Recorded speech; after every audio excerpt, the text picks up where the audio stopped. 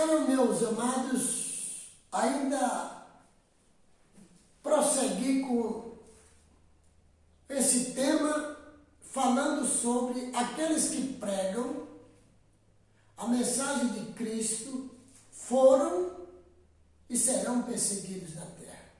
Tá, meu amado? Então, 1 Timóteo, capítulo 3, verso 12, está falando que aqueles que querem viver piamente em Jesus padecerão perseguições. Jesus disse, olha,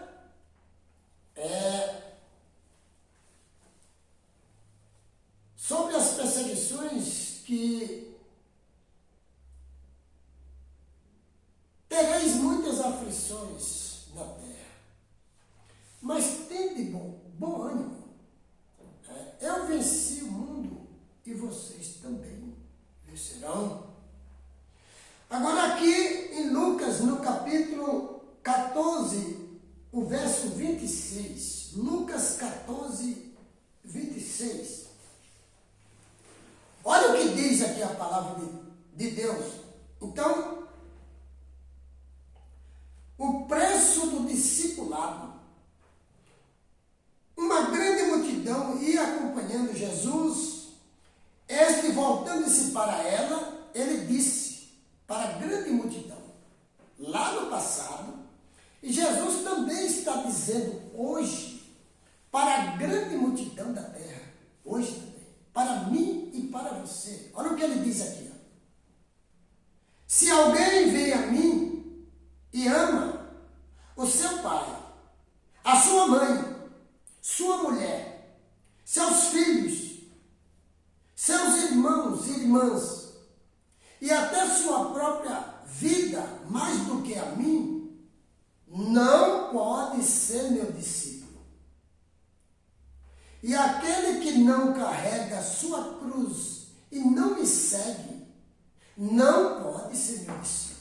Você está vendo, meu irmão? Carregar a cruz e seguir. Você já parou para pensar sobre isso? Que se você não passa por perseguição nenhuma hoje, não está certo. Eu vejo as pessoas, você não tem como ser perseguido se você estiver no meio de uma multidão concordando com tudo. Você vai ser perseguido de quê? De nada. Você só vai ser perseguido se você estudar a palavra e a palavra discordar daquilo e você pregar aquilo que diz a palavra. Aí você vai ser perseguido. Não tem outro jeito de você ser perseguido. Você não está praticando injustiça, você está praticando a justiça que está escrito. A injustiça está fora. E quando você diz isso está errado, pronto, aí você já vai estar. Para eles você vai estar contra, mas quem está contra são as pessoas que estão contra o que está escrito. É isso que o povo não quer entender, porque o povo não lê Bíblia. O povo tem a Bíblia como um amuleto para colocar na prateleira, para botar aqui debaixo do braço, ir para uma religião, ir para um templo, e depois volta para casa, põe lá de novo. Não é ficar pregando como eu estou fazendo aqui e estudando como eu estou fazendo, para entender um pouco das Escrituras. Tá, meus amados? Então, aqui já, Lucas no capítulo 12, eu sempre prego a palavra assim. O verso 52, olha o que diz aqui, ó. O próprio Jesus falou aqui, ó. O verso 49, ele disse aqui, ó. Eu vim trazer fogo à terra. E como gostaria que já estivesse aceso. Verso 50. Mas tenho que passar por um batismo, que era a sua morte, e como estou angustiado até que ele se realize. Verso 51. Lucas 12, 51. Vocês pensam que eu vim trazer paz à terra? Jesus está falando aqui. Vocês pensam que eu vim trazer paz à terra?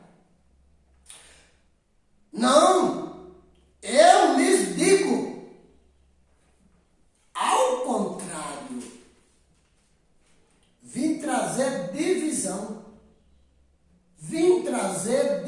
televisão, de agora em diante, daqui em diante, haverá 5 numa família divididos, 5 numa família divididos, uns contra os outros, 3 contra 2 e 2 contra 3. Verso 53, Lucas 12, 53. Estarão divididos pai contra filho e filho contra pai, mãe contra filha e filha contra mãe, sogra contra nora e nora contra sogra. Por que 5 numa família? Está falando de número de pessoas? Não. Por que 5, número 5? Por que não 6? Por que não 8? Por que não 10 numa família? Por que 5? É aqui onde você vê o discernimento espiritual. Jesus não está falando de número de membros da família, de número de pessoas. Porque tem família com 10, com 15, com 17, eu já vi. Família com 3, com 4, família com 1. Ele não está falando de número de pessoas. Ele está falando de agora em diante estarão 5 numa família divididos. Pai contra filho, filho contra pai. Por quê? Por causa da doutrina que está na terra. A doutrina que estava na terra na época dele. Ele trouxe os ensinos do pai. Mas quando ele chegou, já tinha os fariseus nos templos, os judeus perseguindo. Ali tinham os ensinos, a doutrina da terra. Então ele disse, olha, de agora em diante, 5 numa família vão estar divididos. Por quê? Porque os ensinos que eu trago é do meu pai. É eu e o meu pai. E as pessoas irão crer.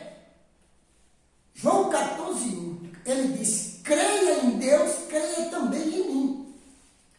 As pessoas irão crer assim, irão crer em Deus como seu pai e em mim. E elas vão crer que o Espírito não é pessoa, que o Espírito é o poder que nasce no Pai, como está escrito. Então, 2 contra 3. E o restante do mundo, dos tempos, irão crer numa trindade. Pai, Filho e Espírito Santo. Deus Pai, Deus Filho e Deus Espírito Santo. Um Deus triuno. Ele falou isso lá atrás.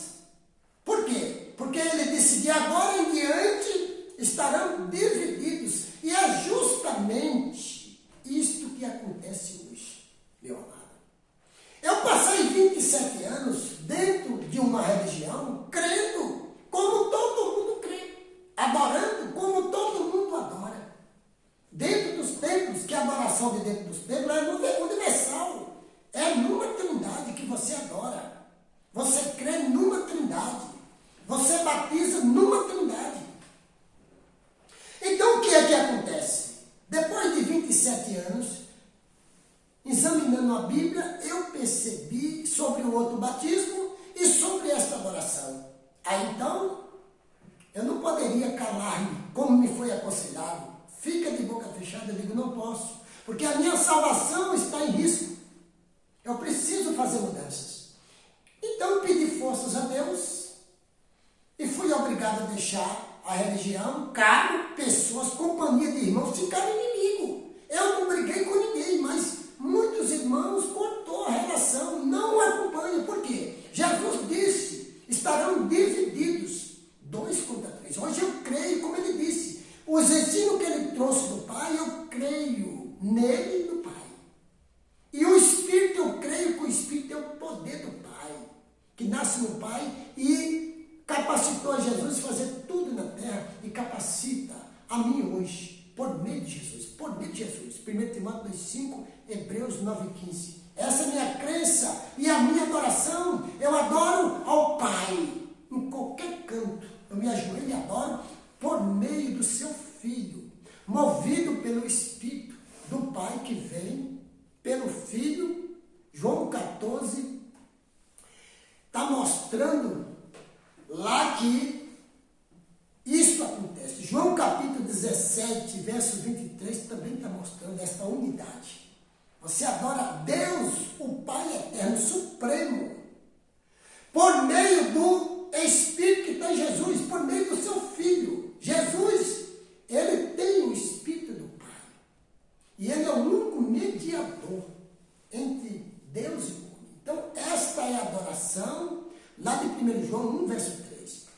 Sabe, meu amado? Então, uns estariam assim, adorando e crendo desta forma. Os outros estariam dentro dos templos, crendo e adorando numa trindade, que é o que existe hoje. Eu não sou contra ninguém, mas o que está escrito, meu amado, a gente tem que averiguar, para que no final, a gente não diz aquilo que está em Jeremias, no capítulo 8, verso 20, lá tem uma mensagem para quem não estiver preparado, que irão dizer o seguinte: é verdade, passou a cega, findou o verão, e eu não estou salvo. É verdade, mas é tarde. Morreu? É verdade, passou a cega, a colheita, findou o verão, e eu não fui salvo. Eu vivi 70 anos na terra, 50 anos na terra. Eu poderia ter pegado e ter me preparado, mas não me preparei. Não tomei as decisões que o Senhor me pediu. É verdade, não estou salvo. É tarde. É tarde. Por isso, meu amado, não devemos deixar chegar a esse ponto. Devemos nos preparar hoje, fazer as mudanças. É desconfortável? Às vezes tem que ser desconfortável. Você fica só para poder pregar, tem que se contentar em ler a Bíblia, orar e buscar mais a Deus na sua preparação, na sua purificação dos erros, dos enganos. Aqui está a palavra de Deus. E Deus te dá o Espírito para que você entenda verdadeiramente a palavra. Não se engane, não se iluda. Estamos passando apenas uma noite na terra. O dia logo vai amanhecer.